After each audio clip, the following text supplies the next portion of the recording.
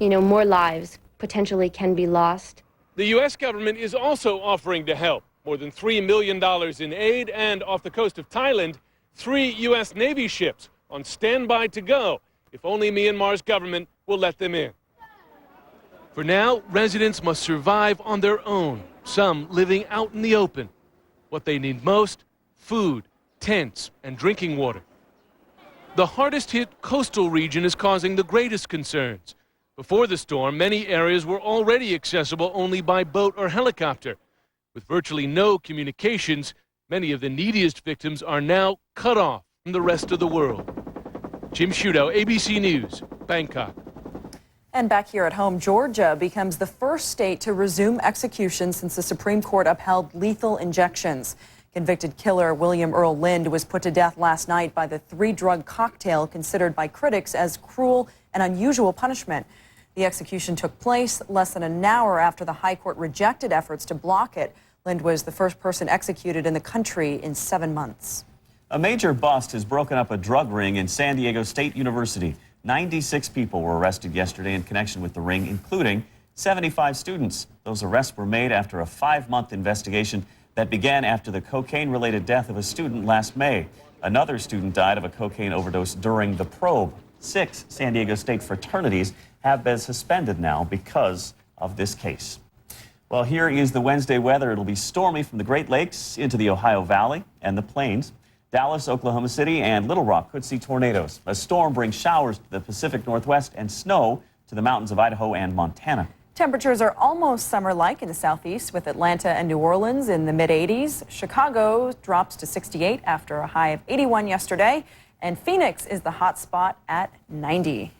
Well, Americans are hooked on speed, fast cars, fast food, fast everything. That's right, fast everything. Now some of the fastest talents in the world have earned their place in history. Try reading those lips. Kent French, by the way, officially the world's fastest clapper with 721 claps in 1 minute. That is quick. And he happens to be from Rapid City, South Dakota. The world's fastest harmonica player, juggler, and female talker were also on stage. They could go on tour together. People would pay to see that. What if they have plaques, though, that say, I am the world's fastest clapper? Or if this lady has some sort of ribbon for being the fastest talker. I think she would just annoy me to no end. Is that really clapping? I don't know. Yeah, I don't know. All right, we'll be right back with more World News Now.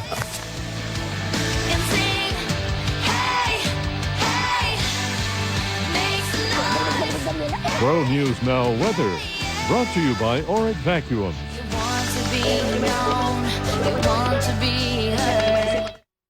Many vacuums can spew dust and germs into the air you breathe, but not by Oric XL21. Less mess means less dust that can trigger allergies. Here's my Oric XL21 inside a sealed chamber filled with smoke. Now watch what happens when the vacuum is switched on. Wow, look at that. The smoke is beginning to clear up. That's because the Oric is capturing the smoke and releasing clean, filtered air. My Oric will actually filter the air while you vacuum your floors, and this demonstration proved it. The Oric XL21 delivers the suction power of a Category 2 hurricane. Yet the 9-pound Oric XL21 is light enough to lift with one finger. It's tough on dirt, yet easy on you. So brilliantly designed that it comes with a 21-year warranty. Call me now, and I'll send you my Oric XL21 in your choice of titanium silver or classic black, along with my powerful compact canister vacuum. Both yours to try, risk-free, for 30 days. The $200 canister vac is free. Plus, you'll receive a second free gift, the amazing Oric cord-free steam iron, $130 value, yours to keep even if you decide to return the vacuum. And get a free 1-year supply of odor-grabbing filter bags, plus 21 annual tune-ups, free. I'll ship everything to your door for you to try at my expense. And if you decide not to keep it, I'll even pay to ship it back. You have nothing to lose. So call me now. Call right now to try the revolutionary new Oric XL21, along with the bonus compact canister vac, risk-free for 30 days.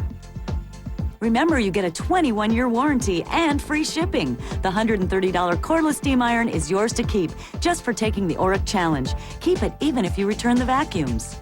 Call 1-800-476-2096 right now. I'm doing my own sleep study. Advil PM or Tylenol PM. Here we go. Middle of the night? Awake? Asleep. The Advil PM guy is spending less time lying awake with annoying aches and pains and more time asleep. Now this guy should do himself a favor and switch to Advil PM. Maybe you should switch too. Advil PM. The difference is a better night's sleep. Remember when you knew Mom would love anything you gave her? You can still guarantee a perfect gift for Mom this Mother's Day by sending ProFlowers. Send Mom 1 dozen Mother's Day roses for just $19.99, or send her 2 dozen roses plus this premium blue vase, all for just $29.99. This TV offer is $30 less than standard website pricing. Go to proflowers.com, click on the microphone in the upper right corner, enter LOVE in the box, or call toll-free 1-800-FRESHEST and mention TV. Go online or call now. All new Lost, Thursday at 10/9 Central on ABC. This is our time to answer the call that so many generations of Americans have answered before by insisting that by hard work and by sacrifice, the American dream will endure. Thank you. Thank you, North Carolina. The primary results are in. Hillary Clinton won a very close primary contest in Indiana, held by white working-class voters who chose her 65-34. And Barack Obama easily won North Carolina. African Americans represented 1/3 of the vote there, and 91% of them voted for him. And she has vowed to fight on. Keep going. Rupert Murdoch is one of the most powerful names in the media business, but now a rival is accusing one of his companies of corporate espionage. ABC Chief Investigative Correspondent Brian Ross looks at a battle of billionaires. Please welcome Rupert Murdoch, Chairman and Chief Executive, News Corporation. At the age of 77, Rupert Murdoch reigns as the world's most powerful media baron. He is like no person in our time, in our era. Murdoch has become a multi-billionaire, building his giant news corporation through what journalist Michael Wolff calls fierce competition and cutthroat business tactics. He owns the largest newspapers in the UK, plus he owns the largest satellite network in the UK.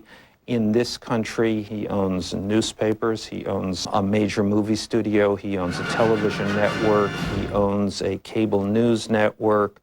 But along with all his high-profile holdings, there's another company, which is part of Murdoch's News Corporation empire, that until recently has received little attention. A company with offices in Israel and California called NDS that is now accused in a civil lawsuit of spying on Murdoch's media competitors, hiring computer hackers at its offices in Haifa, Israel, to go after secret computer codes, and then posting them on the internet for all to see. This is well beyond hardball corporate tactics. This is definitely in the dirty trick category.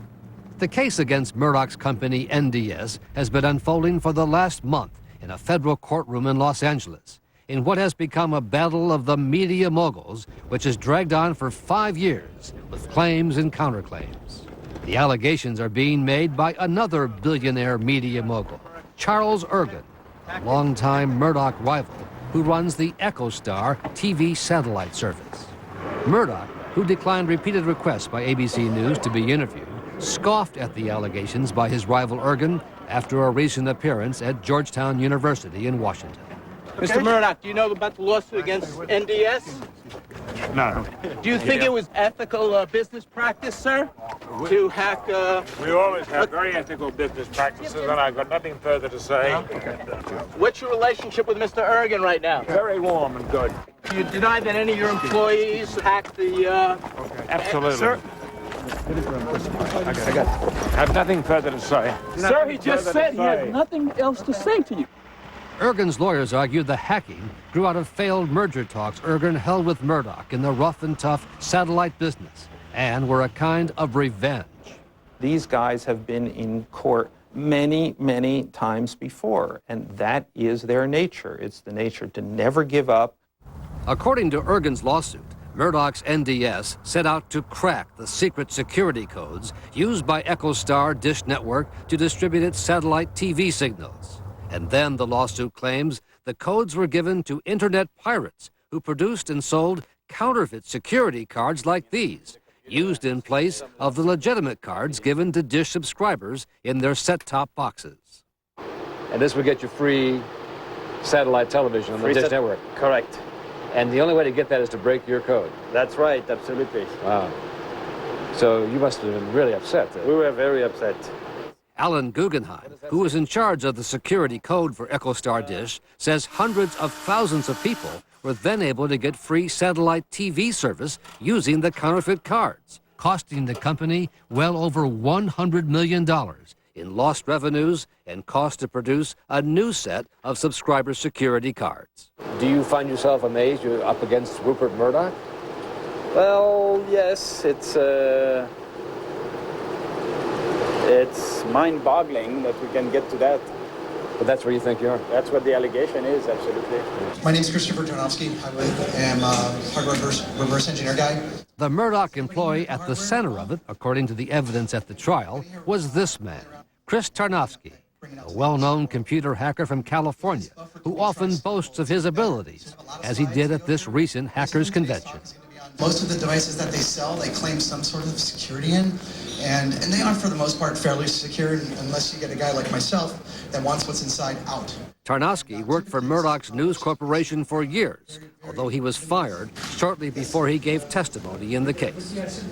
We believe that Chris Tarnowski was the engineer behind that design and that While he worked for NDS, the News Corp company. Absolutely. And then it was Tarnowski who took it to the man who put it on the website and made possible all these counterfeits. Yes. Presented as evidence at the trial was an NDS report called the Head End Project, labeled secret and highly confidential. It detailed how the EchoStar Dish network code had been broken. In one place called reverse engineering, in another, a hack, laying out the complex EchoStar Dish security code, which would later end up on the internet for hackers everywhere to see. Once the information's on the internet, you might as well just kiss it off, because that means that it's going to be used and abused for very criminal purposes.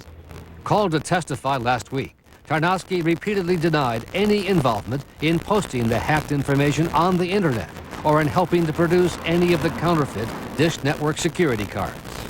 Tarnowski and the News Corp lawyers say what they call reverse engineering is a common practice in the high-tech world to improve their own anti-piracy security. I can understand if somebody reverse engineers technology and attempts to resell it or to clone it or to make their own technology better. In this case, the only thing they did with it was made it available to everybody in the world, having the effect of making the technology completely worthless. And behind it all, according to EchoStar's lawyers, was Rupert Murdoch's rivalry with Charles Ergen, trying to prove who had the better technology, as the two considered selling or merging their satellite TV businesses. This is a fundamental commercial face-off. You say your product is better than mine. Well, I absolutely disagree, and we will go in and we will fight this out, and I'll try to damage you. You'll try to damage me, and we'll see who's standing. The case is expected to go to the jury by